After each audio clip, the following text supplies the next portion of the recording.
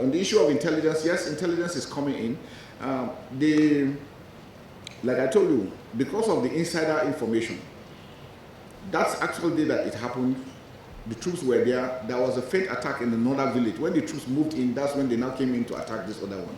And that's what happens, because there are people telling them, okay, the troops are here, the troops are there. I can tell you consistently, if troops are moving on operation, there are people that are monitoring them, tell them 3 vehicles, this number of soldiers, this number of this is what they are doing. People are giving them that information. People take food to them. People take even women to go and give them, to tell you how bad it is and how sad the situation is. So that's why we want to preach the aspect of good governance. We believe border management efforts. The last time I spoke about fencing of the wall, I know there have been pros and cons about it, but I tell you, for me, from what I've seen, it's important that we take decisive action. We must learn how to protect our borders. Somebody mentioned 1,000 and something porous borders.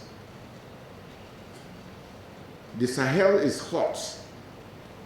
Niger, Mali, and Burkina Faso are going through so much stress. If you leave them the way they are going in the next 1 year, those countries are not, I'm afraid they might collapse. And once they do, Nigeria is the target. And we must be proactive now.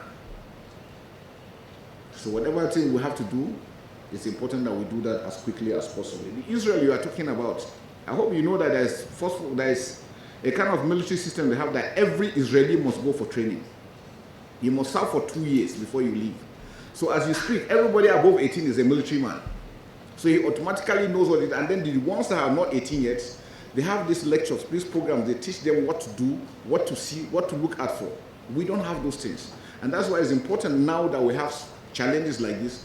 We must be able to develop that aspect of security training for our children from the beginning until they grow up. And I don't know how many of you know how many people died in Afghanistan. They don't tell you. They don't mention it.